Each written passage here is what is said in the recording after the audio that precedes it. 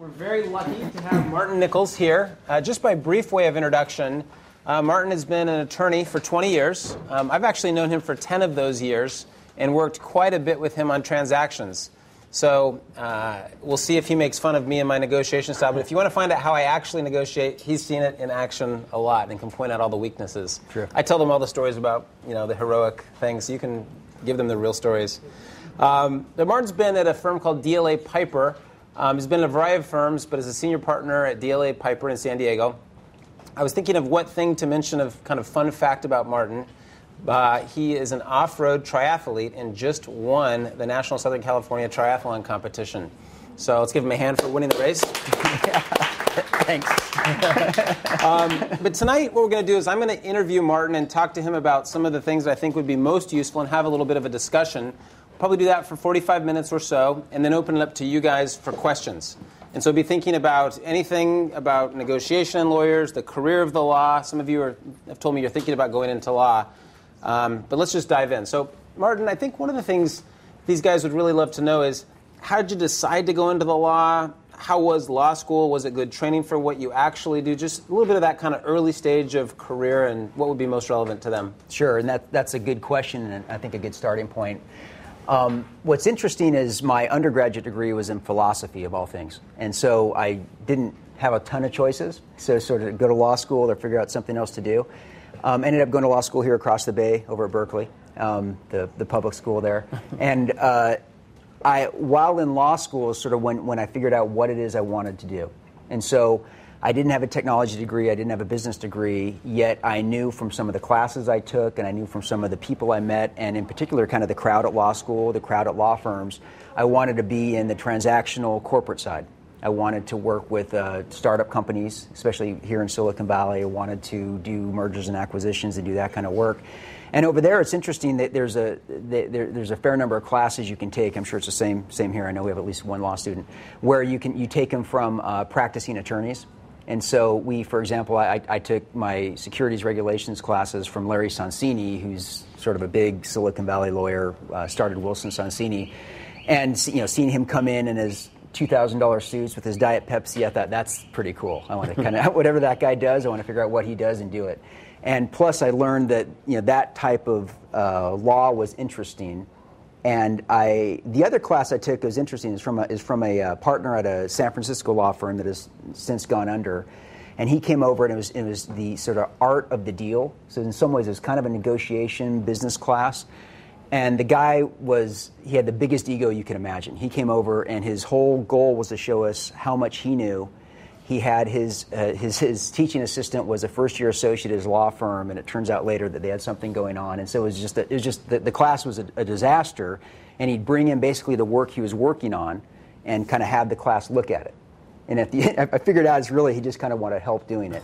Yet he would never acknowledge that you came up with a good idea, and he'd always shoot it down. I actually helped him with an exclusivity provision of a letter of intent, and Stan knows these well. We deal with these all the time. And I suggested doing some carve-outs and other things. He said, that's the stupidest thing I've ever heard in my life. You never do that in the real world. And then it came back the next week with like a little attachment with a bunch of carve-outs. And so it's kind of like, all right, so maybe it's not, maybe I can figure this stuff out. So I think that, and then you spend summers working for law firms, you sort of figure out, okay, what crowd and what people and what type of law sort of fits me and my personality. And that's a lot of it. And what's interesting, and Stan, I think, has mentioned this to you before, your degree and what you do is not nearly as important or relevant as you think in some ways. I don't have, for what I do, I should probably have a degree in engineering or at least a business degree, yet I've learned all that on the job. I represent a whole bunch of technology startup companies, and you figure it out. You figure out the business aspect, you figure out the technology aspect, and so it's not that critical, I think, both for your career, whether you go into law or go into something else, and for what type of law you practice, not that critical what your degree's in. Interesting. Maybe talk just a little bit about, so you practice corporate law, and that's kind of what Larry Sonsini did that you wanted to do.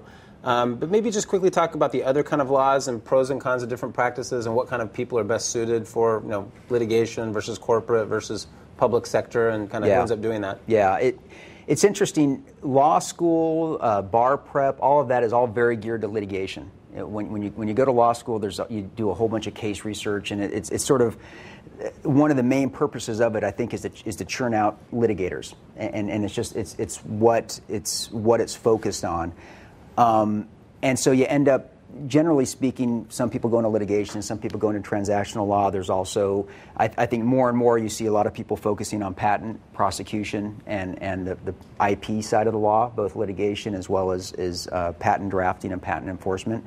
And again, it's a lot of it is self-selecting, sort of the personality that fits the type of law you want to do, but a lot of it really has to be on-the-job training. And so some people will go and try litigation for a couple of years and switch over, and vice versa. Some people will try corporate transactional and switch over.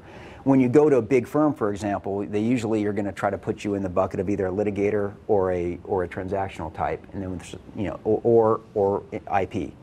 And so at that point in time, you in some ways are choosing which direction you're going to go.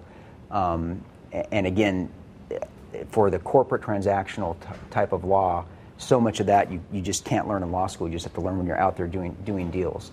And so your education actually in law school doesn't sound like was very relevant at all to what you're doing now. Is that? Not really, no, other than just a couple of classes that gave me some general background in securities and that type of thing. But a bunch of it was you just learn. With corporate attorneys, it's interesting. Probably the first 2 to 4 years is a really steep learning curve, and then you don't plateau completely, but then it becomes second nature, and then it's like, okay, you're a lot more valuable once you get past that, and that's an investment the law firms look at. They think, okay, this is not that we're commodities, but this is something where you have to invest, and you're not going to necessarily have somebody you're making money on, so to speak, until they kind of get up that learning curve and get to the next step. Got it. So let's talk just for a minute. A lot of these guys want to start their own company someday, and they're going to hire people like you to represent them. And so a question that lots of students come to me with is, who should I hire as my lawyer? What criteria might I use to think about who would be a good lawyer? And often I think people hire the wrong counsel. They do it based on a recommendation from someone that has a relationship with that person. But if you were starting a company and you were hiring a lawyer, give these guys some advice on how you'd go about doing that. Right. So the first thing, you have some built-in filters. So just what you would think of, look at where the person went to law school. That's one filter. Where they're practicing laws. Is it a good, reputable firm? That's another filter. Are they an equity partner at that firm? That's another filter. So you at least have some somewhat objective criteria and filters to hopefully get to a pool of what you would sort of think of. Okay, these are the most proficient attorneys. And so, but that said, there's a big quality difference once you get there. So even amongst big firms and partners and senior partners and junior partners amongst law firms doing what I do, which is representing startup companies and doing lots of merger and acquisition work, there's just a big quality difference. And there's a big quality difference not necessarily because of the education and the background and experience, but there's a quality difference because of business judgment, because of ability to get the deal done, ability to get the deal done efficiently. And it's interesting. Sometimes I work with young entrepreneurs. They're not quite sure what role it is I'm going to play. Is just, okay, are you going to help me just draft these documents so I can get a financing? What exactly are you going to do? And what you want is to get someone in there who's more than just an attorney, but also an advisor, somebody who's been through the process and can give you some business advice as well. There's entrepreneurs who it's funny. And those of you who end up doing startups, you'll see you really are bootstrapping. I did one with the guys down in San Diego, Enterprise Partners. There's a guy named Bill Stensrud. He's made $1 gazillion doing this. But one of the startups we did was back in the .com days, is sort of a DSL connection company for we had a much better word for it. But it was on the first day it went public, it broke all sorts of records. It was called Rhythms Net Connections and went up like 2,000% on the first day. It was crazy. And so it was just one of these classic startups, and then of course it went over the edge. But in the very early days when we started it, this guy Bill Stensrud is interesting. Everything was just bare bones, just card tables. They didn't even order lunch in. We'd have these day-long meetings, and people had to go out and get their own sandwiches, and didn't have just wires coming out of the wall, and just super cost sensitive. Yet he'd have me come to every meeting. And at some point I want to say, you realize what you're paying me? You could just have me come a little bit less and buy everybody lunch, But for him, having an attorney present, especially a startup attorney who was experienced, was well worth the money. And so there's good places to spend money and bad places to spend money. So if you're going to decide to spend the money and try to set it up right and try to do it correctly, you've got to try to find an attorney who's sort of a deal facilitator. Someone who's not only kind of met the other filters and proficient, but someone who's going to be true value add and be able to help you with your company. When you say deal facilitator, what that makes me think of is lots of attorneys that I've worked with, kind of muck the deal up, and they sort of pound their fist on the table and yell and scream and sort of dig in on every point. Is that what you mean by deal facilitator, someone that's sort of able to get it across the finish line versus fight every point, or what do you really mean by that? Yeah, and there's different styles and different tactics and the like, and Stan's interesting because when we first started working together, I could tell he just had a natural tendency to not want lawyers messing up his deals, which I think is you find that a lot with bankers and business people. There's a little bit of a prejudice that they're going to come in and muck up the deal. They're going to over lawyer it. They're just trying to make money and try to bill, and that's just going to mess things up. So I think hopefully where I stood out and the reason he's been using me for 10 years is you can come in and you can still be bottom line. You can still get the deal done. You can still try to make a close, and point out the risks and do your job as a lawyer and make sure that things are documented well and make sure your client's protected, yet not necessarily insert your ego. So I think what happens a lot, if you think about the pool of attorneys you're working from, they've gone to top law schools or top firms, they're a partner at a top firm, they tend to have big egos. And they tend to think they're really smart. We were joking around about this before, what the jokes different industries make when other people aren't around. Bankers make fun of attorneys. Attorneys make fun of everybody else because they think they're smarter than everybody else. And so we've got our own little internal jokes. And anyway, so a lot of these folks have really big egos, and they just assume that they're smarter, and they really want to hear themselves talk. They really want to make their point. When I was in law school over at Berkeley, I worked for a part-time for a firm, actually here in Silicon Valley, a few days a week. And it was for this M&A attorney who this was back in, I'm dating myself, back in like 1990. But at the time, I remember he had the biggest ego, and he was like co-head of the M&A practice at this firm. He still practices to this day, and his ego has grown exponentially. It's amazing. So I did a deal with him like 5 years ago, and most of the deal we'd spend on the conference calls, he'd have to give a small lecture before each point, showing us how much he knew, how many M&A deals he's done, and it slowed things down. And the deal was probably, I would say, at least twice as expensive as it should have been, because I had to deal with this, and it just is what it is. And this guy, if you look at him on, obviously not going to give away names, if you look at him on paper, he's head of one of the national M&A advisory groups, which is kind of a big deal. He's head of his firm's M&A group. His client list is impressive, all the top big tech companies around the nation, but just a nightmare to do a deal with.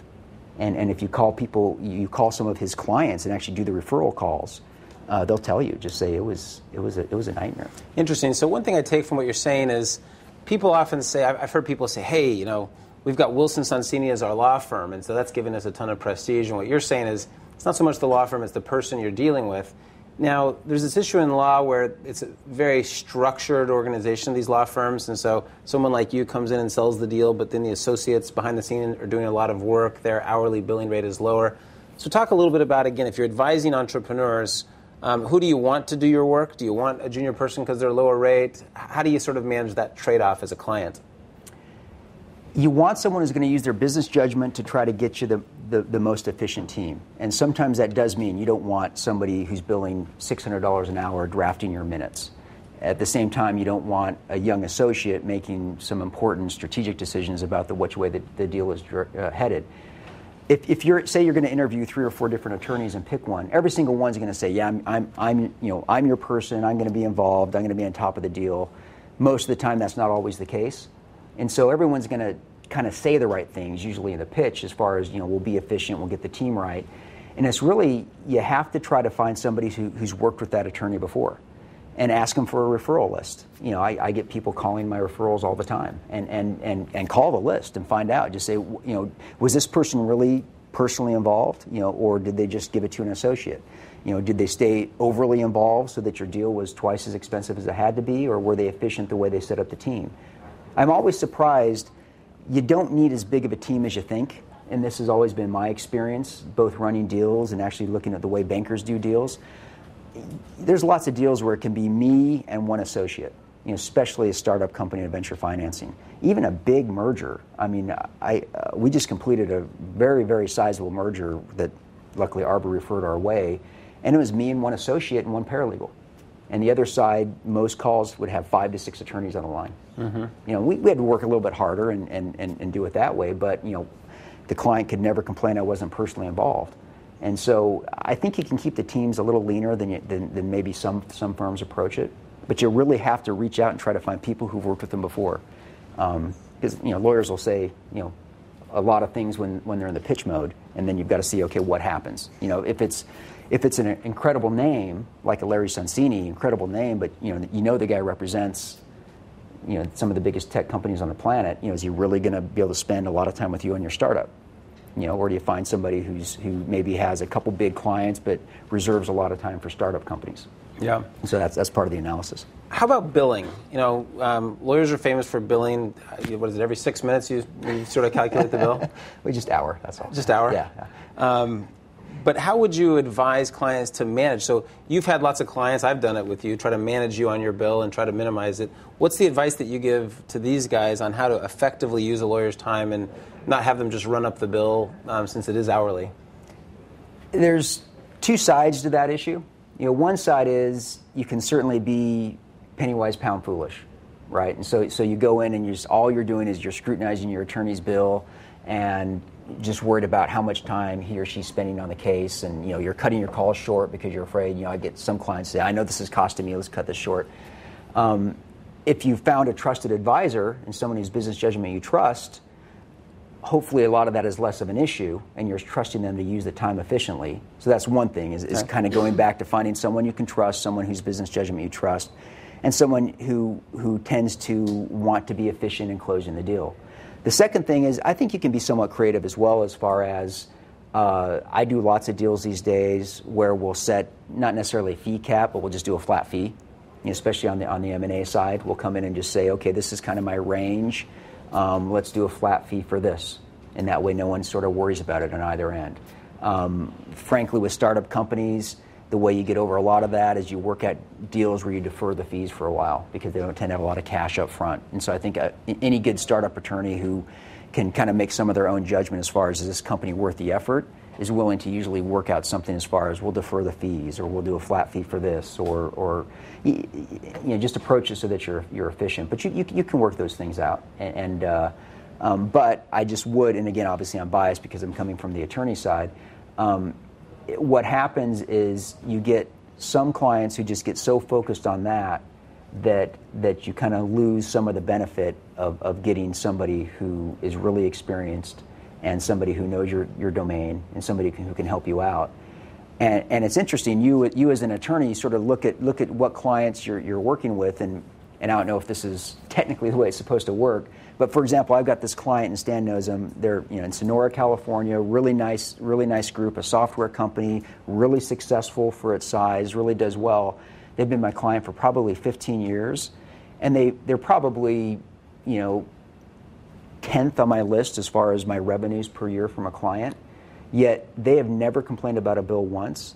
They've never said anything but positive things about me, like in a conference call or meeting setting. Just super positive, always appreciative. Never ever had this issue about worried what I'm billing, and consequently, I'll be in the middle of a huge deal, like for Stan. These guys call, I'll drop it and take the call. It's just like these guys are top of my stack all the time. Yeah. And so you can engender loyalty not just by paying your bills on time, but by being appreciative and being respectful back. Yeah, so that makes sense. So this week in class, we talked a lot about listening, kind of benefits of listening. I was advocating active listening, not just as a sort of nice to have, but as really a persuasive technique. So just give your perspective on that from the legal side. Have you found that to be true? How much does listening factor into how good you are at your job? I think it's a big part of it, and it goes back in some ways back to the issue we talked about before about ego. So you get, because you get some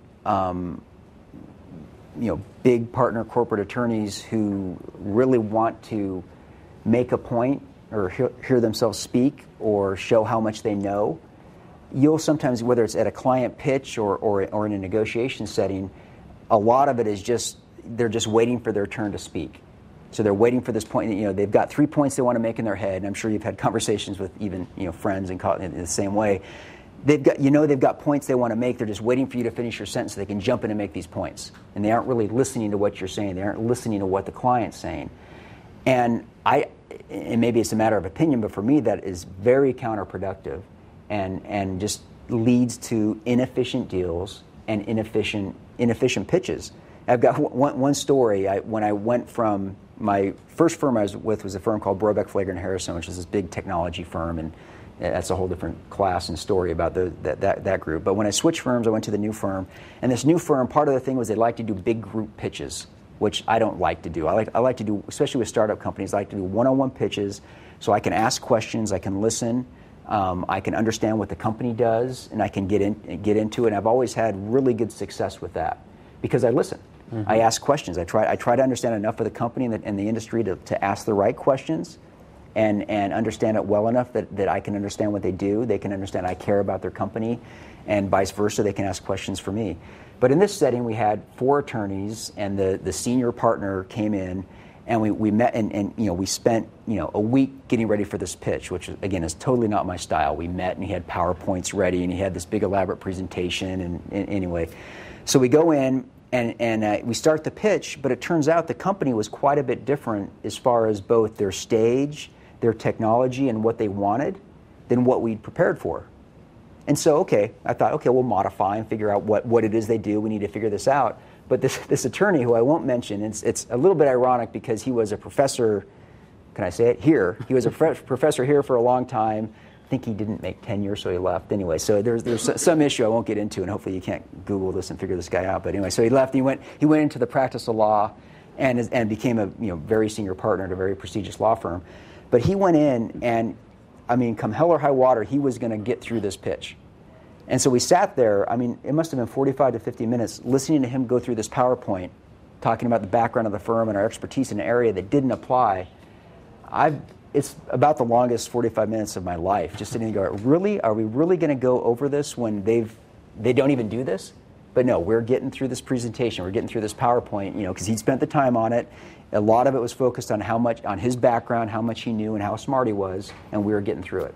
Yeah. And that's the polar opposite of how I think it should be done and how I like to do it, which is I like smaller settings and I like to interact. You have to listen. So lots of inquiry up front before you start the advocacy process. Yeah, exactly. Before you start pitching how good you are, understand what it is they need, and that's I think that's a big part of it. Good.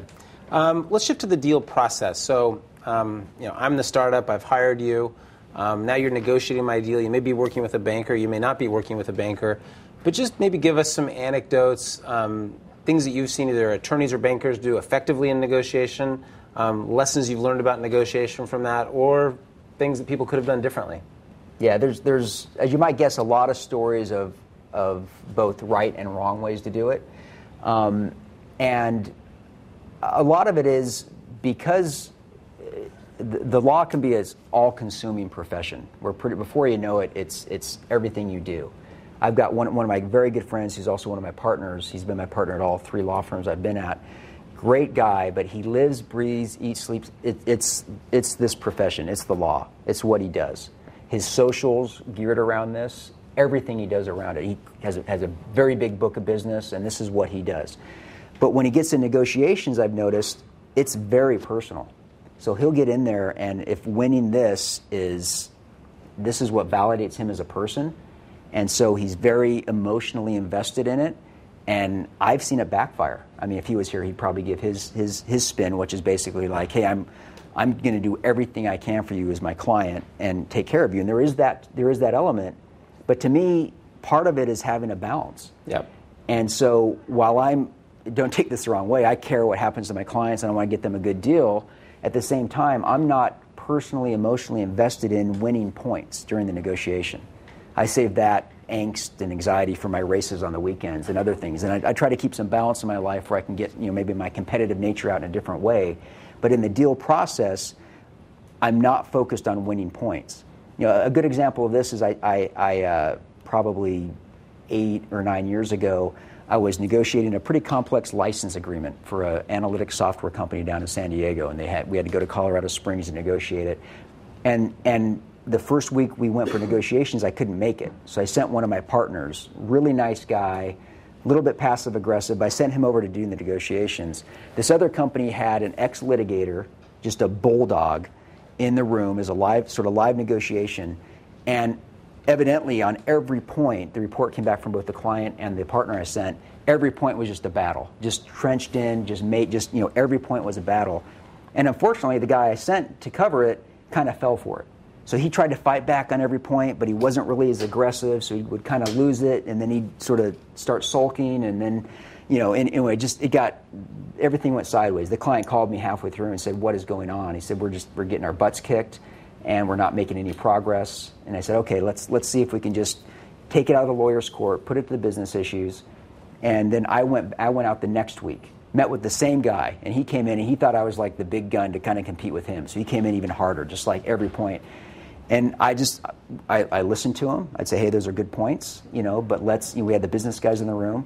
Let's cut down to what's an actual business issue, and which of these are just points you want to just win. If you want to say you won, great. You won on this point. If you want to keep a tally on the board, we can say you won on this point. But let's go down to what are the business issues these guys care about, and what is it that we need to do to kind of get this over the finish line and get it done." And luckily, his client kind of stepped in, and we sort of took care of it that way. And so you get people who get in negotiations and legal settings, and probably in lots of settings, and it's about winning points. And it's not about kind of coming up with creative solutions. It's not about working around, and that's what I've seen. And I think it's easy sometimes for attorneys in particular to start focusing on winning a point. Especially if you're on a conference call and everybody's listening, and you want to show that you're really smart and show that you're really value added and you're winning this point. And so I know one thing we've talked about before is negotiating with documents, which that is really a double-edged sword, because what happens is every so often it works, and I know Stan he's not a big fan of it, but every so often it works. Like say in a venture capital financing, you've got a startup attorney working with an investor's counsel, and we're both really experienced, what's going on. Sometimes we'll exchange documents 2 or 3 times, knock out all the issues, just because we know what matters, we know what doesn't matter. We've been through the drill so many times, it's we can kind of do it that way. Most of the time, though, negotiating by just exchanging drafts of documents is very inefficient. You need to have conference calls. Even better, you need to have live meetings. You find, I think, a fair number of passive-aggressive attorneys out there. And so you get the guys and women who hide behind their email, who hide behind their voicemail, and you can never reach them. I remember doing a deal, I was relatively junior, doing a deal, and this guy at the other firm would not pick up my calls, would not talk to me live, and every time I'd send him a markup, he'd send back an even more egregious markup the other way, with like a list, like a 4-page email of these are my points. And these are all deal killers. Over and over, it's just like, it was crazy. And every time I'd try to reach him, I couldn't reach him. And so finally the clients made us do a conference call. And on the conference call, the guy was super passive. I'd kind of challenge a point. He'd say, "Oh yeah, okay, I guess we can live with that." And it's just like, so once you get somebody out of the email, you probably see it, email, texting, how much more aggressive can people be when they're texting or emailing or driving a big SUV. I mean, it's kind of, people change, right? So you have to kind of get them out there, get them out of their ability to hide behind just kind of flaming you with document drafts. Okay, a couple questions that brings up. So what % of your negotiations would you say are live versus conference call versus email? Because we've done all of those in the class. And so kind of curious as how it works in your practice. Do you very often sit down live and negotiate with another attorney? Not as much as we should, as much as I'd like. I think with logistics and technology and such, that doesn't happen as much as you think it would. I think when things get really sticky, you need to try to make it happen. I would say the bulk of it is conference calls, and there's a fair amount by email and documents. It's just tedious and not as efficient as I like. But that's still probably, I would say, email document negotiation or conference call negotiation are probably equal, and then a small percentage is live. And live can be great. Because what happens is, and you may have talked about it in different settings, you kind of have sequential negotiation or basket negotiation. And when you negotiate by documents, it's very easy to just, okay, let's march through the document. We've got 40 issues. Let's start on page 1 and do a page turn. I've done this with 25 people on the phone, and the lawyers are turning pages. Okay, how about 1.2b? What do you think about that? And you're going through, and it's not only inefficient, I don't think you're getting your client the best deal, because at the end of the day, you might trade something off, yet you're kind of trading it off in a vacuum. You don't know what the issues are. So on a conference call, what I like to do is right at the beginning of the call, set the agenda, say this is what we're going to do, try to set the key issues. If it's going to be a page turn, get the business people off the call and just have the lawyers do that, and then we'll come up with a basket of issues that are important for the business people. I even did that once in a live meeting where we were going back. We had the same problem. We were negotiating by documents. So we went back. This was a big LA company. We were selling to a European company. So we met in New York at the attorney's office and sat there, and literally on the whiteboard, I had a list of issues that were sort of the big business issues, sort of the legal issues, and then other. And so at the end of the day, we had 7 business issues. We thought we were miles apart. We had 7 business issues. They went off into a room, came back, solved 5 of them real time, solved 2 of them within a day, and we got the deal done. And it's because we got them into a basket, and we were able to kind of say, okay, this is what's valuable. This is what we can live with, what you can live with. And it's just overwhelming if you look at a document and you look at a lawyer's red line of a document, and it just can sometimes just be astounding how much stuff is going on, yet how much of that is really a business issue that you need to focus on and spend your time on. And presumably behind what you're saying is the lawyers really generally don't focus on the business issues. Those are for the bankers or the company themselves, and so let's separate those out from the legal negotiation. Yeah. Unless you're empowered, there's circumstances where you're empowered to do that, and you do those negotiations for the client. But what you want to do is separate them out, and you want to get into a finite list of what the real issues are going to be. And there's nothing more painful. And unfortunately, a recent deal I did for you guys where we had 30 people on the call, and the lawyer wanted to do a page turn.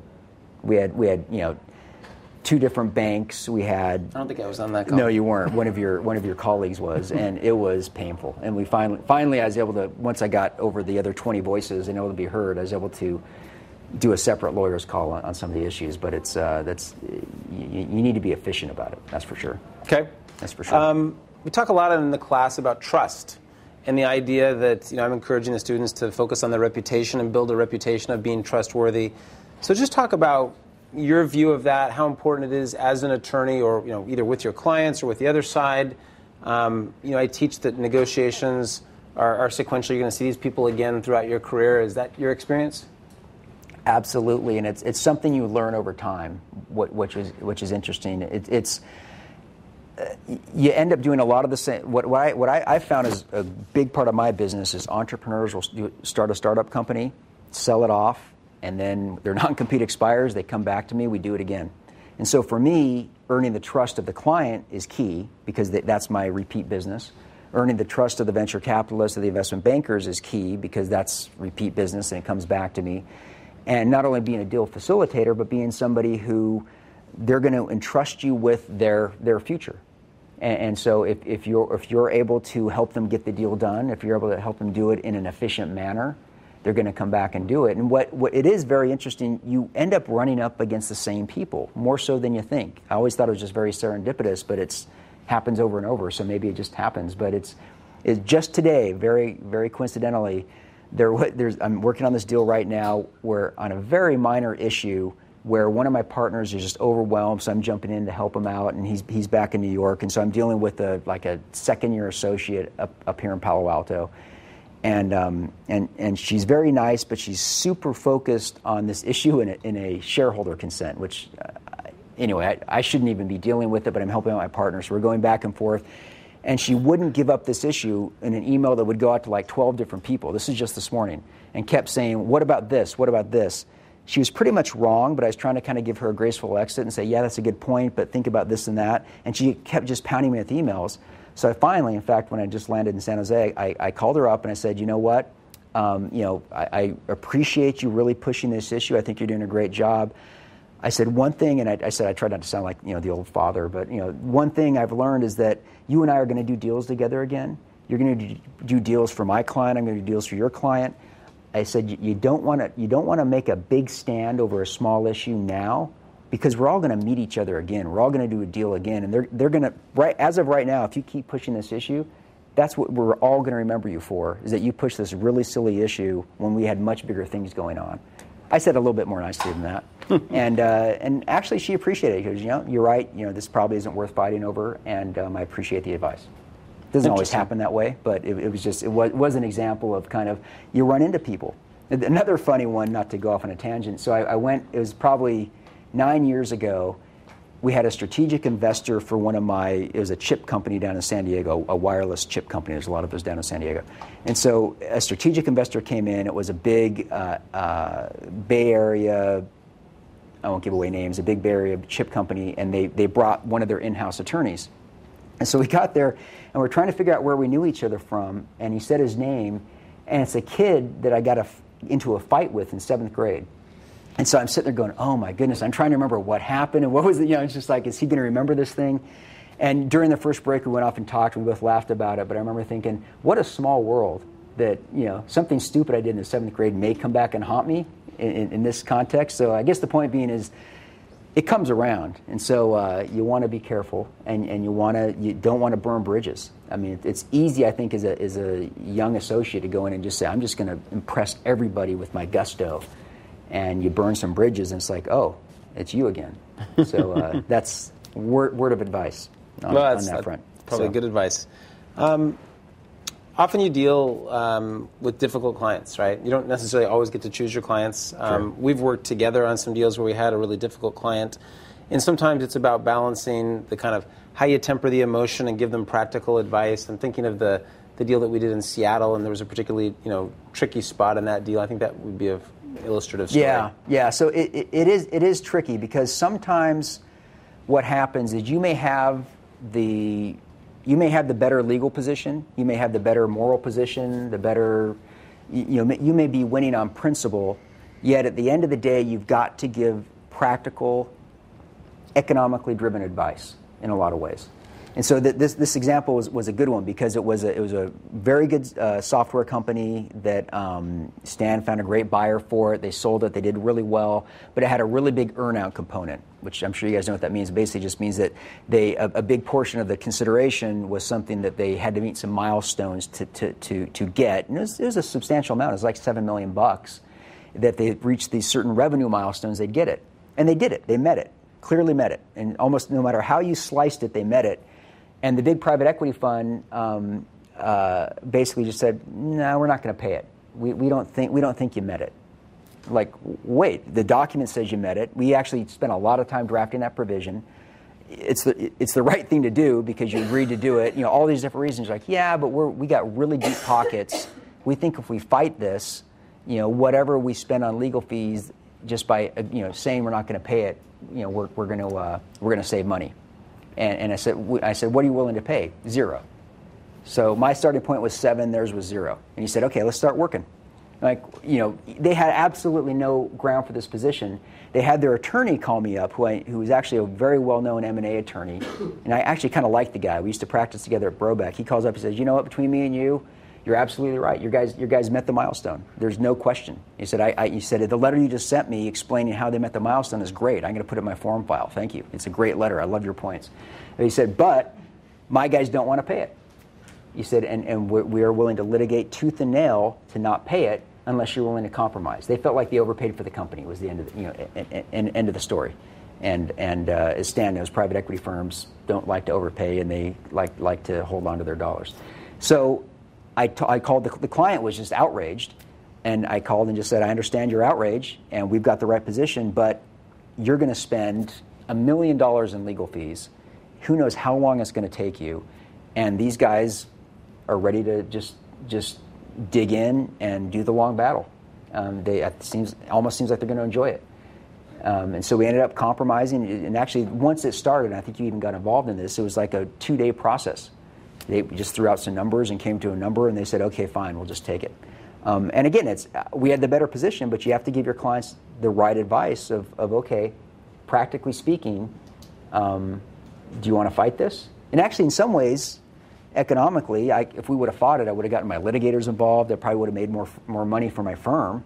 And I'm sure I could have talked those guys into fighting this for 2 years. But I knew at the end of the day they were going to get less money fighting it and just blow it all on lawyers' fees. Yeah. So you have to be willing to kind of give them that advice. So the lesson I take from that is sometimes it's about choosing the practical as opposed to, hey, it's an unjust situation, let's roll up our sleeves and fight over it. But you have to kind of add up the dollars and cents and give more of the practical advice as an attorney. Yeah, and you meet loggerheads. In fact, when you first were asking me about this, I pulled out an old email from a deal I was working on, where one of my associates and the associate at the other law firm just got into a battle over the stupidest issue, and it had to do with whether or not we were going to deliver a secretary's certificate at the closing. And it was first off, it's an anachronism that you don't really need anymore, because in venture deals you sign and close at the same time. So it's left over from the old days. So it is kind of silly to have it. So my associate said we shouldn't have it. Our guy said, yeah, but all the deals have it. But it had no practical impact. We could have given it to him, or we could have taken it out. It would have been the exact same practical effect other than drafting a one-page document. But the associates just hit on it, and they were just churning up the time. And I remember, because I got this. This is from the venture investor, who was a pretty prominent venture capitalist, who I represented the company. He got wind of what was happening and sent this email to me and the other partner. He goes, Dear Steve and Martin, I'm taking the liberty of addressing you two partners in the hope we can get this Streamload deal closed in an orderly fashion. First off, it's just bad that he was sending the partners an email on this. I know this is a small deal, and the two of you have much bigger clients. You never want to hear that, by the way. You never want your client to think that they're not the main client, that they're not the most important thing. So that's bad that he said when he said, I know you have much bigger clients. However, I am fearful we have a case of associates gone wild or getting training.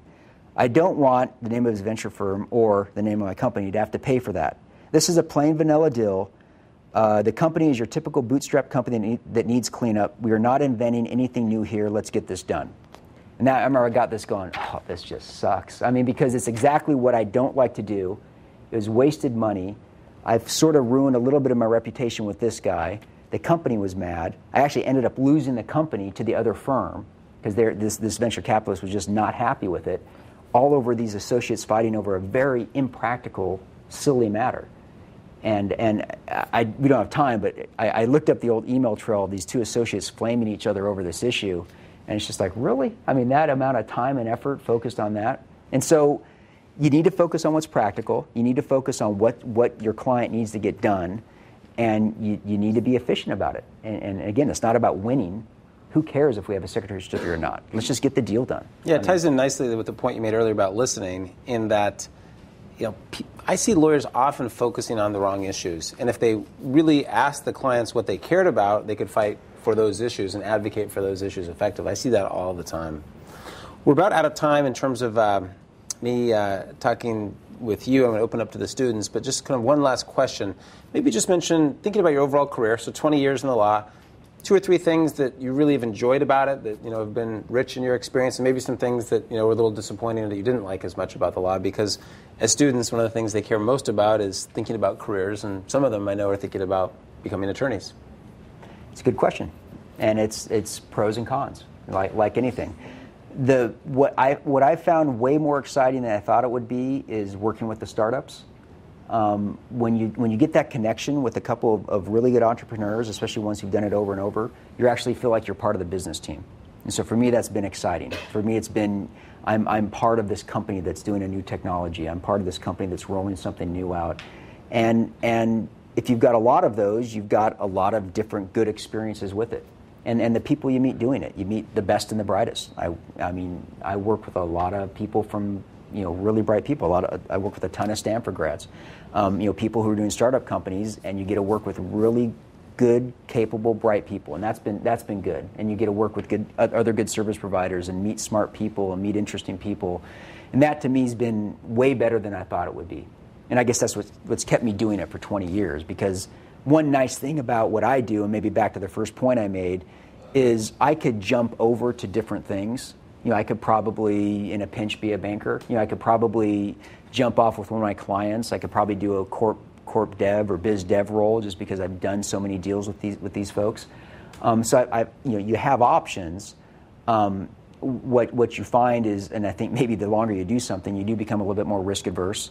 You start looking at the negatives, like, okay, I want to change careers, but gosh, boy, I've got like a nice steady draw right now at this big firm. Do I want to put that at risk? And I think I've become a little more risk adverse over the years, which I don't know if that's age or what it is, but probably on the negative side is, at the end of the day, you are still a service provider. At the end of the day, I've seen a lot of my clients get phenomenally rich off of selling their startup companies, and not to say that it's all about making money, but at the end of the day, I got my same billable hourly rate, even if they just made $800 million. And so you're kind of like, boy, am I part of the process, or am I just I'm helping the process, but I'm just sort of a service provider. So there's that aspect to it. So just to be very, very forthright with people considering careers, sometimes they're just kind of like, boy, I wonder what's like on that side of the fence. And you do kind of wonder that. And you do kind of like, for a few years, you're a document pusher. For a few years, you're doing some, that's probably in any industry, banking, whatever, you're doing some grunt work.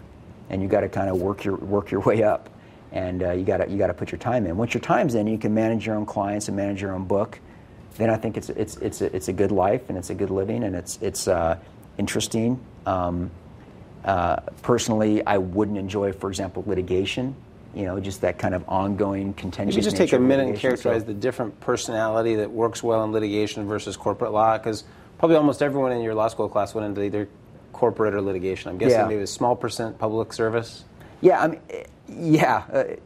a lot of people started off wanting to do public service, and for whatever reasons ended up going to big law firms. So I don't know what drove that, but you get a lot of people going to big law firms. And then the litigators, a lot of the things I talked about today, by the way, I'm not necessarily, like my personality and this approach you just heard, I'm not sure that's what I'd want in a litigator, to be honest with you.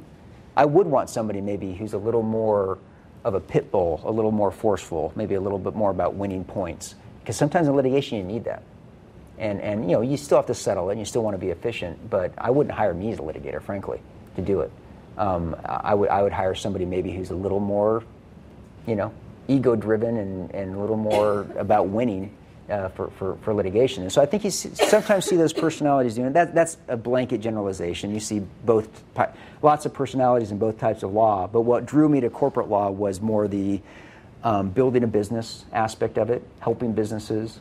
The negotiation aspect I always found fascinating, and getting involved in the company, whereas litigation is sort of like much more of a win-lose scenario. You can't really do the problem solving and think out of the box as much in litigation. So, good. Yeah. Really good comments. Let's open it up to the class. Who would like to ask a question? Martin, in the front. Yeah. Yes. Oh, okay. Sorry. No, I'm Martin. I didn't say Martin. Okay. So you're talking a lot about how you enjoy the business process of law, and then at the same time you're also talking about how you enjoy the comforts of having a secure position. Do you ever see yourself eventually maybe jumping off into maybe starting your own company? So the question, I'm supposed to repeat the question. So it's you got this secure, nice job. Do you ever think about leaving and doing something else? Have you kind of thought about that over the years? I have, and I've come really close a few times.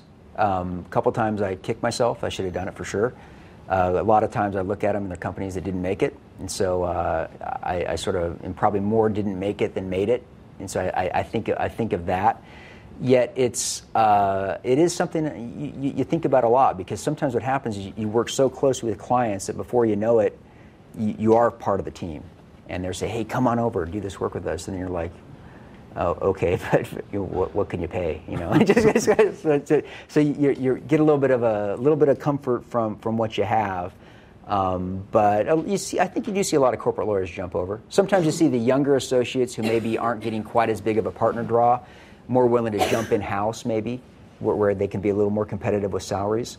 And I think for the more senior people, you might see them more of an industry change, like maybe get into banking or maybe get into a bigger general counsel position with a big company. Is what you see. But yeah, you think about it for sure. Okay. Yeah. Can you think of a small business or technology startup And when they're trying to enter a deal with a corporate venture capital, a big company that's interested in that technology, how do you make sure that they actually maintain the rights to their technology, and other than does going through the business or trade secrets work better, or going through patent works better? How would you go about making sure that the technology doesn't get compromised because the bigger corporation has more power to do litigation and push the small company? So if you've got a startup and you're dealing with a corporate, either as an investor or potential partner, how do you protect your IP? What have you kind of seen work better in the IP protection process? And that's, as you might guess, a very common question and concern. Especially entrepreneurs who put their heart and soul into a technology or into a business plan, and then suddenly they're kind of opening the kimono, right? And just say, okay, we're going to parade down Sand Hill and show it to 6 different venture capitalists, and just hope they don't tell anybody. So, or even the corporations as well. Or even the corporations. So first off, what's interesting is venture capitalists won't sign non-disclosure agreements. The good ones won't. That's just not, you just have to trust them. That's just part of the deal. The good news is, generally speaking, if a client or a Sequoia or somebody were to start breaching that trust, word gets out and entrepreneurs don't get to them. So there's an element of trust. There's an element of how much do you show them at the first meetings? How much of your kimono do you open, so to speak, right? And so how much you're showing it to them. And so much depends on the industry as far as the IP protection. You're going to have some copyright protection for some of your software. You're going to have some trade name, trade secret barriers. But usually at the time you're first meeting with people, you usually don't have anything at the patent level yet. Some people may do what's called a provisional patent, which is a sort of a cheaper version of a full patent, where you kind of just slap a cover page onto your flow chart and submit it, and you can start the clock in a provisional patent to get it. But a lot of people don't really have any protections at that stage, so a lot of it really is trust. Now, if you're talking a true corporation, that's when you want to be a little more cognizant of that, because for whatever reasons, that's when there is more risk. And so you want to either, if it is something patentable, try to button up the patent before you do that, or at least get the patent started. Keep in mind, patents are a tricky process as well. Process patents, some people don't think they're worth anything. I'm talking technology here, like software, that kind of thing. If it's something in biotech or med device, a patent's much more valuable. And so you have to kind of weigh that. What I usually try to do is early on, I'll try to get, again, I'm trying to be cost efficient. I'll say, hey, let's try to get a free hour from one of my IP attorneys, and let's talk through your patent issues and see what he or she thinks about how patentable this is and whether it's worth the money to do it now. So you want to have that, and you want to have that discussion, not necessarily with a person like me, but get a person like me to get a sort of hardcore patent person who has it, knows your technology. So what I always advise clients, and this comes up in our work as well, is if they're meeting with a strategic, company, I say, do not disclose anything that you would be nervous about them running with. So just be very cagey about what you disclose in an initial meeting. If you have 4 or 5 meetings, the trust is building. But in an initial meeting, you can only hurt yourself. And I think it's just much better to be cautious. There are lots of corporations that are known for stealing technology. Silicon Valley is brutal that way. And so I caution people. Now, on non-disclosure agreements you bring up, I've literally signed probably thousands of them in my career. I've never had one litigated. So in your experience, how often do non-disclosure agreements show up in the arbitration or litigation process? Sometimes in the context, usually it's more in the context of somebody or thinking about doing a merger with somebody else. Every so often when they've disclosed all their diligence information for the merger, what happens is if they don't do the deal and somebody else runs and ends up coincidentally doing a very similar technology, that's where I see NDAs litigated or arbitrated. But even then, it's not that often. Yeah. So the NDA is almost like a speed bump, so to speak. It's just kind of like, okay, I've got an NDA in place. I'll think twice about running with this technology. Yeah, it's still something. It's still a piece of paper. At the end of the day, right? It's a legal piece of paper. But don't put your 100% of your faith and trust in a non-disclosure agreement anyway. Which I think is some reasons why venture capitalists don't even bother with them on the first meetings. So. Okay. Yeah. I'm taking another class right now that centers on entrepreneurship, and we actually had a lawyer come in from a firm in Silicon Valley who, and his firm takes the startup at the get-go and invests in the startup and is basically on the board and is much more hands-on. So to me, it seems like if I were a startup, that's the kind of legal I guess, advice that I would want. So how do you guys fit into that ecosystem, and which one, I guess, is the normal route for a startup to take? And do you see startups in later stages, or do you also see them at that sort of seed? So just the question is looking at different ways that attorneys get involved in startups. Some even take equity, take board seats. You had mentioned kind of deferring compensation for a while. Maybe just state to begin with, what's the norm? What happens most of the time? And what are pros and cons of other models? Yeah, good question. The norm is not to take equity, not to take a board seat. And I think if you're a Silicon Valley-based firm, the norm is probably to do some sort of fee deferral or work with them. What we found is at one of my earlier firms at Brobeck, we used to take equity a lot, and it kind of creates some conflicts of interest in a way, because you end up, rather than necessarily, even though in theory it makes sense because you're incented just like the entrepreneurs to sell the company and make money off your equity, at the same time, you want to do what's best for the company. And if it's advising them to walk away from a deal, or that a deal's too risky, and we just found it got messy. And you know, I've done startups for a long time, so I've sort of seen the pros and cons. And for me, it got messy.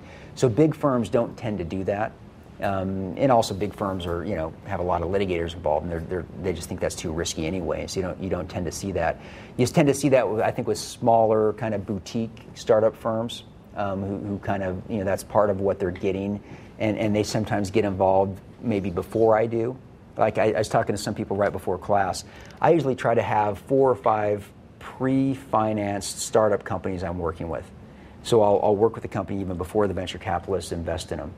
Many more than that, it's too much risk as far as getting your bills paid, and just too much time kind of nursing the startup companies.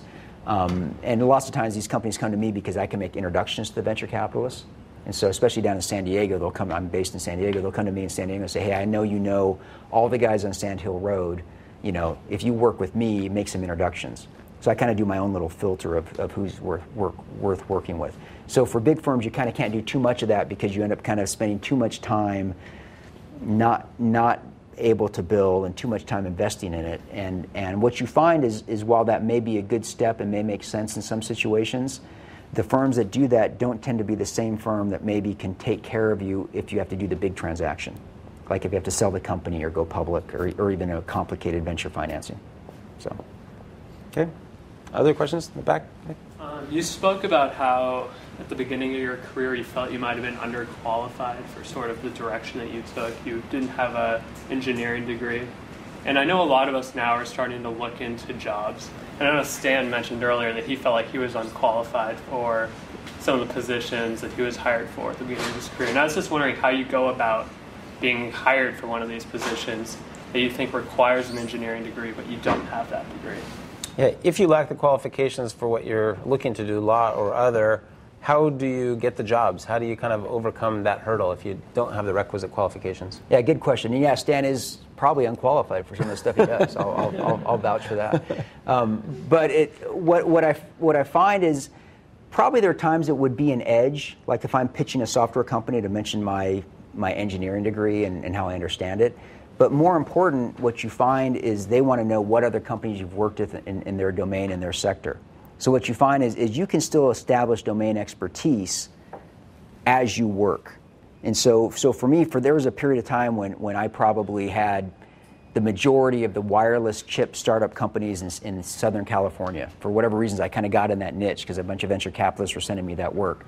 So pretty soon in my pitch, I mean, I could mention 4 or 5 different companies I either sold or I got a venture financing, and suddenly I had that domain expertise. I could ask the right questions. I think that's a big part of it. When I'm meeting with these companies, if I can ask enough questions to show that I'm not a complete idiot when it comes to wireless chips or software or whatever else, that helps a lot, being able to understand it. And then just kind of getting the deal experience. You know, and so I guess what I meant from that as well is so much of what I do is also focused on business. You know, a lot of people think, okay, at least you've got a finance or accounting degree, right? And again, you don't have to go super deep in the lake, just a few inches deep and pretty broad to kind of understand what's going on. And so at the end of the day, I think it comes down to trying to building up enough expertise that you can ask the right questions and show them that you understand enough to understand what they do. And frankly, sometimes for me, the technology aspect is exciting, and I'm not just asking the questions because I want to sound like I know what I'm doing. I'm asking because it's actually interesting stuff. And I spend a fair amount of time kind of off the clock researching some of these companies and understand what they're doing. It's like, wow, that's pretty cool. Yeah, I think that kind of, I really just want to underscore that. So if you don't have the substantive expertise, you've got to do some research, you've got to do more preparation.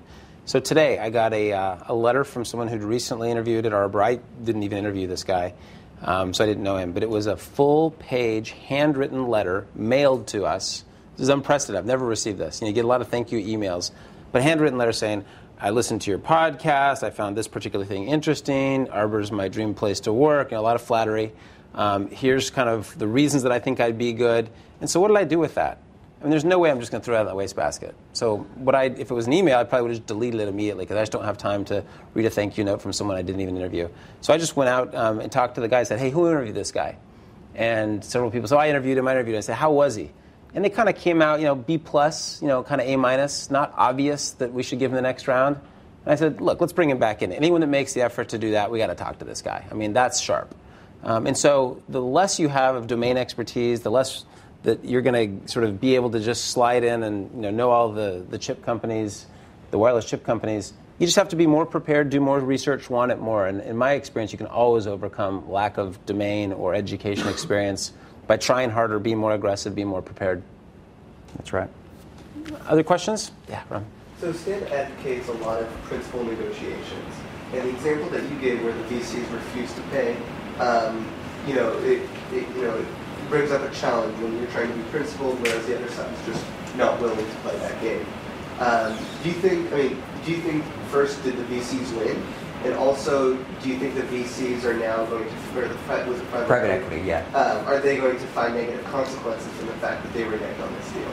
So people aren't always principled. Even if you may not get reciprocal behavior on the other side. If they're measuring success by paying less, maybe they won. And how do you kind of deal with that, and what are the long-term implications? You're right. In the short term, it may seem like a win for them, certainly, because they, instead of paying $7 million, I think they ended up paying $3.5 or $4 million, just by taking an unprincipled position and digging their heels in. I think part of your role as a facilitator and negotiator is explaining not only the economic consequences, but that sometimes you do deal with, I think, people who maybe you can't get them to start from a principled position. Now, long term, I think it will do some damage, only in that the next client that I take or that Stan takes to this private equity fund, we say, hey, this is what happened last time. So rather than do an earn-out, let's just negotiate for more upfront money. Or if we do an earn-out, put it in a third-party escrow or something like that, because they aren't going to pay it. So I think long-term it does do some damage. I mean, and it does damage for me. Also, my respect for this firm, you can't generalize everyone in the firm, went down.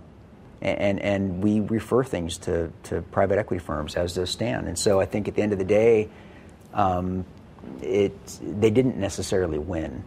I mean, my client who's out $3 million wouldn't, they might have a different, short-term perspective. But so I think there's some ramifications from taking that approach. It just may be longer term. And not surprisingly, I'm just going to agree with that. We as bankers talk to lots of private equity firms. We show our clients to lots of private equity firms. Of course, we tell them what our experience was in the past, and of course, we have a lot of moral authority to direct things one way or the other. And so your behavior absolutely matters. If it was $3 million that they save, I guarantee you they've lost $3 million by us not showing them deals. And so, you can always take advantage of people in the short term and win. If you're measuring success by the short term gain, long term, both for moral and economic reasons, it doesn't make sense to take advantage of that, to grab that when you can. Other questions in the back? So going off of that, as an attorney, do you ever worry about people lying to you, or do you trust them that they won't lie because you're dealing with legal terms? So we talked yesterday in class about lying, and not surprisingly, I advocated not lying ever, and there are no exceptions. But people are going to lie to you, And attorneys often, have a reputation because they're advocating for their clients. They almost feel justified in saying things that aren't exactly true. So, what's been your experience with that, and how do you deal with it?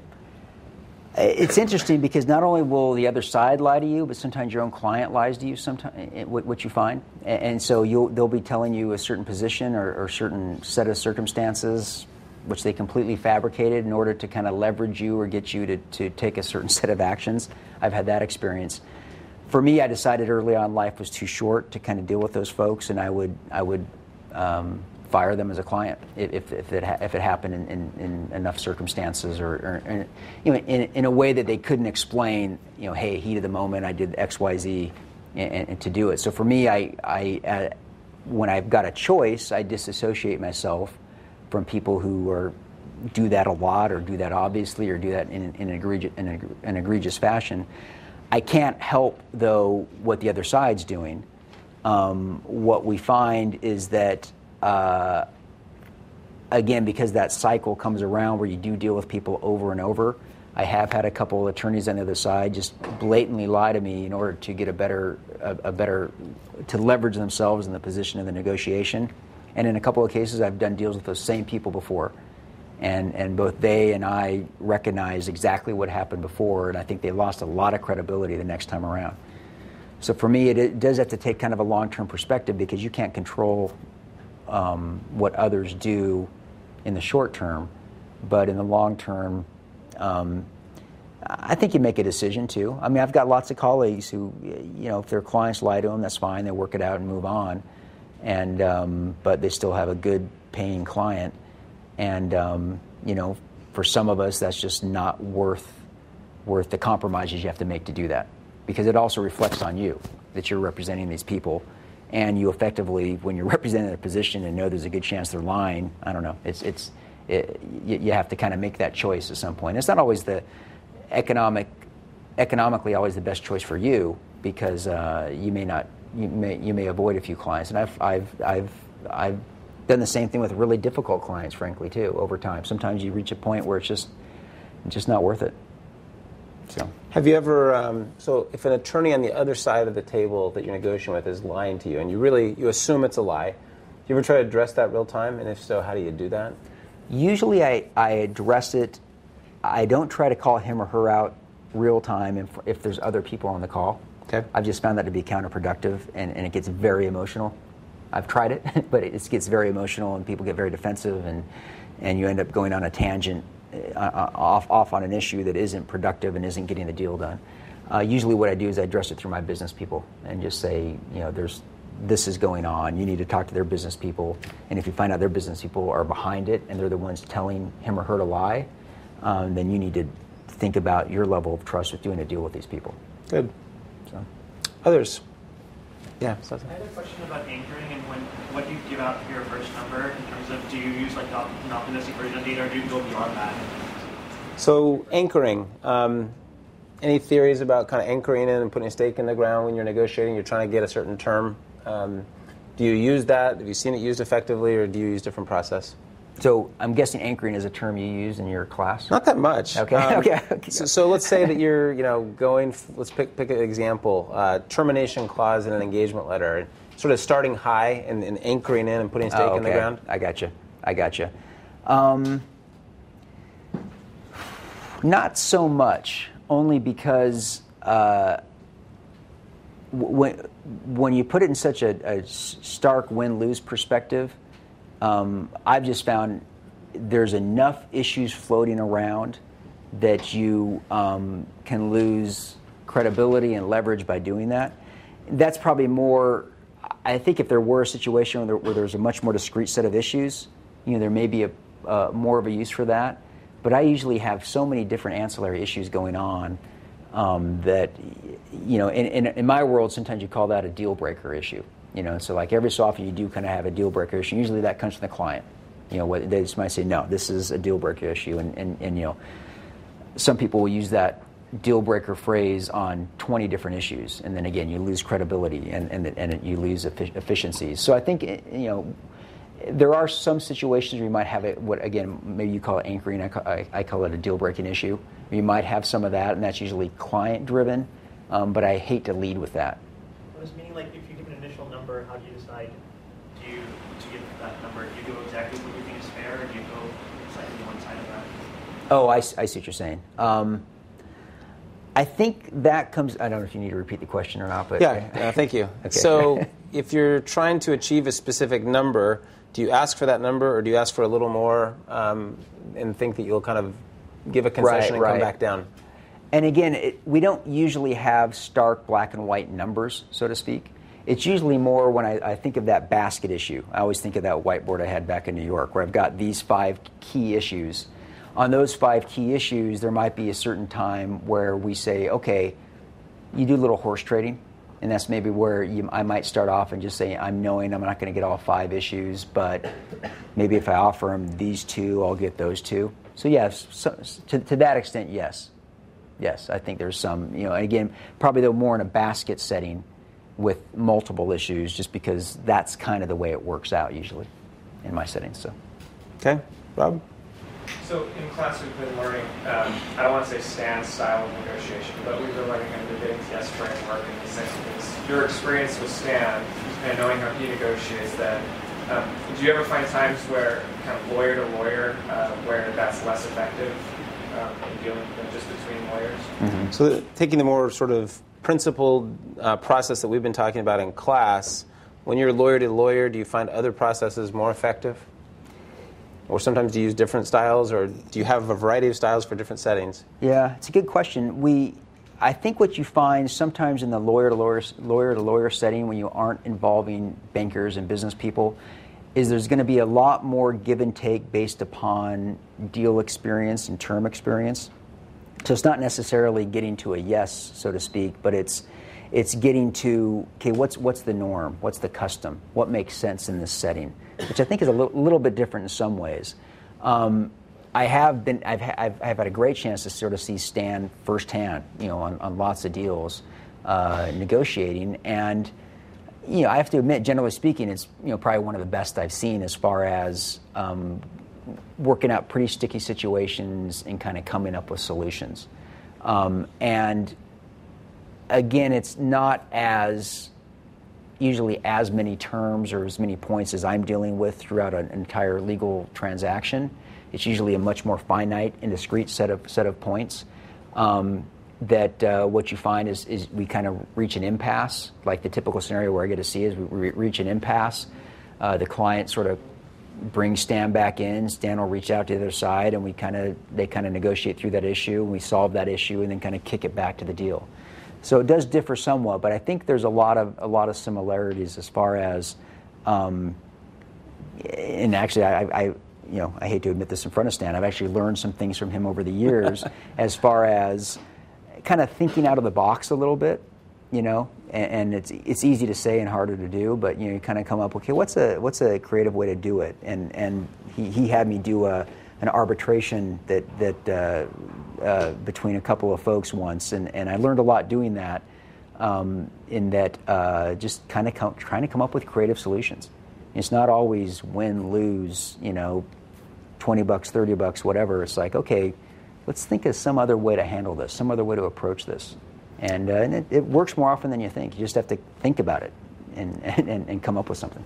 The thing that makes me think of that I think I've learned working with you is part of why I think we've been effective as a team. So Martin is often, so we have a client, and we will bring in Martin as the attorney. And so he's now the client's attorney.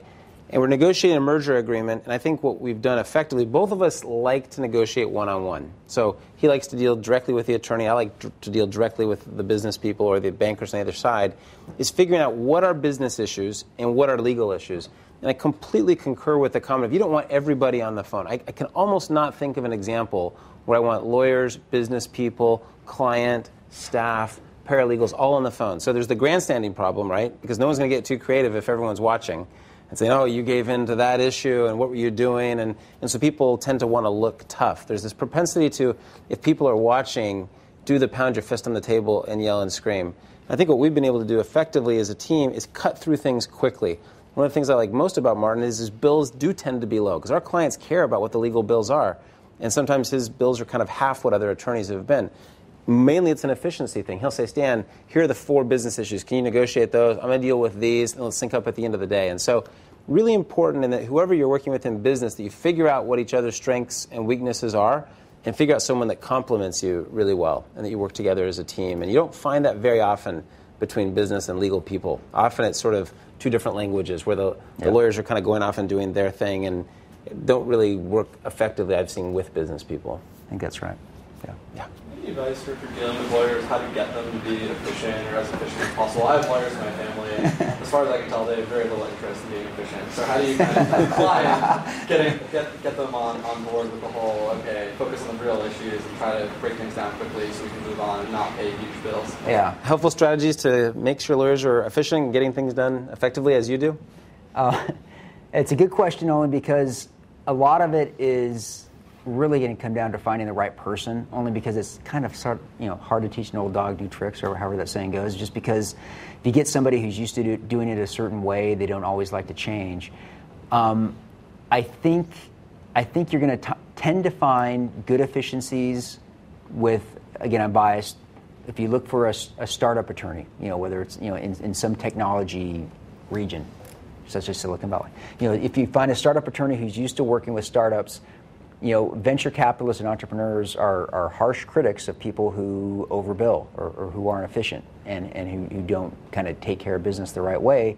So that's one good way, is just finding the right person. I think, though, it's not impossible to start working with somebody who you have a fundamental level of trust, you respect their business judgment. Just kind of be very direct as far as what your expectations are.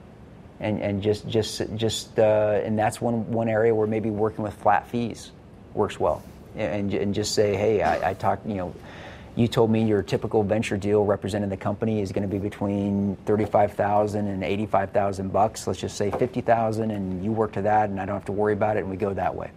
And so that's it's one way to maybe manage it if you haven't necessarily found the right person, and maybe they kind of learn to be efficient. You learn to be efficient when you have flat fees, that's for sure. So yeah.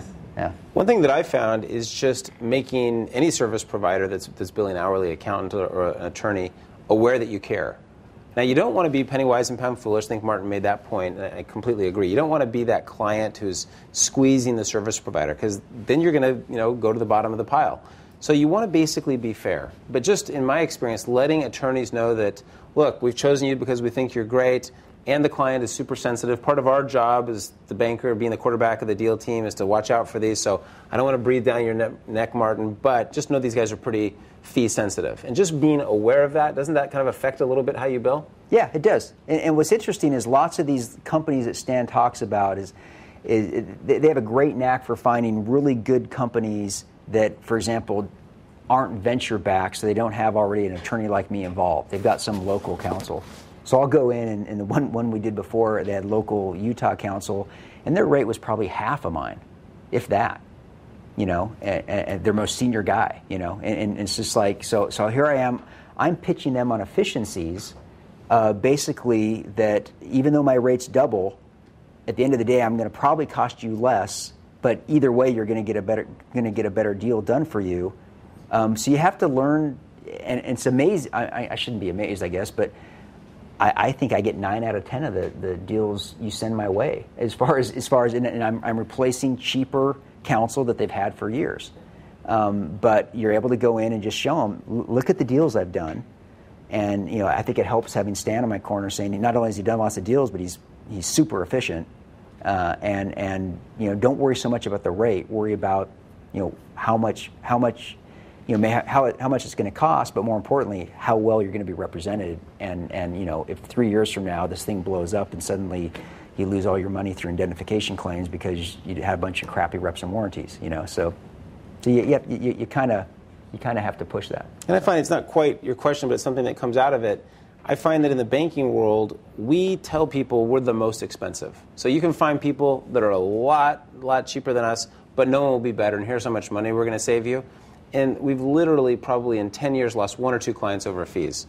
There's almost a sort of propensity to want to hire the person that costs more if they're better. So just a sort of different take on your question. Probably got time for 1 or 2 more questions? Yeah. For a startup that's sort of just figuring out, At what point does it make sense to bring in an in-house attorney as opposed to continuing to hire external help? Yeah, how big does the company need to be to have its own internal counsel versus using outside counsel? Gosh, if I was doing a startup, I wouldn't bring an attorney in until I went public.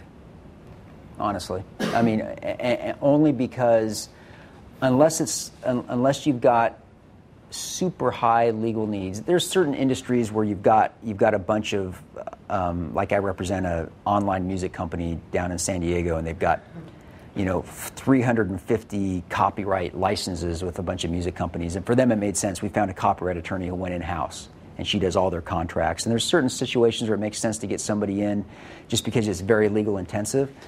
But you don't really need in-house counsel for the typical startup until you're pretty darn big, and really until you're getting ready to go public. And then you've got to have somebody in-house who, I think, to cover your 34-act reporting and things like that.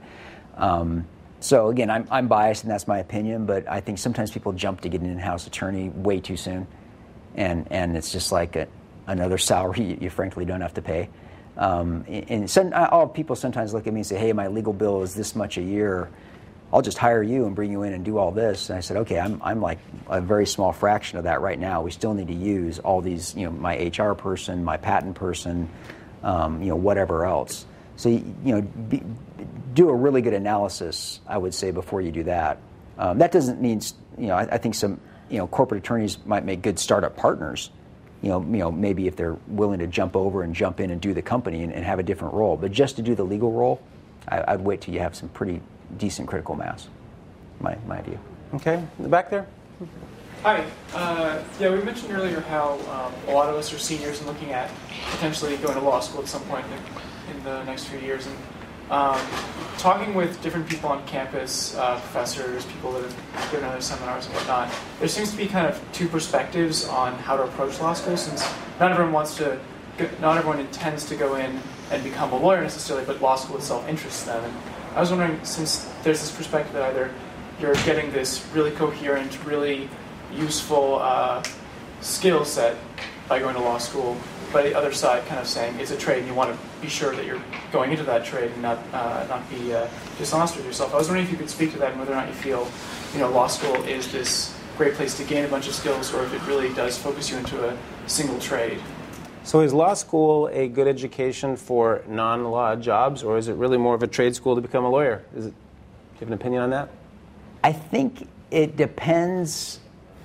It's a little bit of both. And so, especially from the litigation perspective, if you are focused on litigation, go to a big firm and start doing litigation, then I think, again, I'm biased. In my mind, you're more pigeonholed into that's your trade and that's your career. And you can jump out, you can go in-house, you can maybe be a general counsel, and you can find the right role. I had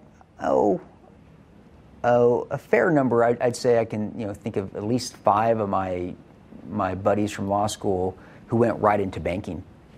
Jumped right in. At that point in time, there was kind of a banking boom, and there was a hiring right out of law school. A couple guys went right to like McKinsey, and so they left and went directly into something else. So you can certainly do that. There's something to be said for going out. I think some guys, some people who got JD MBAs over with when I was getting my degree, they ended up just practicing law for a couple years, knowing they were only going to do it for a couple of years, and then immediately, a couple of them immediately went into real estate ventures or other ventures. So I think I would look at it more and more as you aren't pigeonholed in that trade as much as you think, and. I mean, not to get too specific, but I think that's one of the nice things about a JD MBA too. You can go in and probably have even a few more avenues. Yeah, I guess someone asked me yesterday about a JD MBA, and I gave a little bit different answers, so let me just share it. Everybody I know who got a JD MBA, and it's not a big sample size, maybe 10 people, they all went to practice law first because they felt like this is my one chance that I get to practice law. I can't come back later. Mm-hmm. And they did it for a year or two and then decided they didn't like it and became business people. So it was a very sort of inefficient path to get to business, in my experience with the 10 people that I know that did it. A follow-up question. So you had 5 classmates go to, whether it was McKinsey or Goldman Sachs, investment banking, management consulting, that's sort of typical jobs. And even though you haven't been on that side of the house, you know a lot about that kind of work. How do you think the law would have prepared them? So do they become bankers in spite of their education, or do you think the law would have helped them to be a better banker? I think certain aspects of it help them to be a better banker. And again, I'm biased, and I probably don't put nearly as much value in business school as other people do. The 2 years of reading case studies, wherever you guys do. But I mean, I think that helped them with some of the aspects of critical thinking, of understanding the legal structures, especially if you can, I think all the good schools at Berkeley, at Harvard, at Stanford, you're going to get some good business classes too at your law school, kind of business law. Understanding tax law is important. A lot of people don't understand corporate tax law, and if you even just having a background of a few good classes in that is good. So I think it did help them. As I think about it, I kind of agree now with your JD MBA comment. I can't think of anybody who's still practicing law who did that. And maybe I think some of them it did help because I'm thinking of my buddy who went into real estate development. He did real estate law for 2 years, had his JD MBA, and I think he is very well positioned, more so than had he just either gotten an MBA or gotten right into real estate. So I think sometimes it can help, but sometimes it's just an extra year of school without making money. So. Yeah.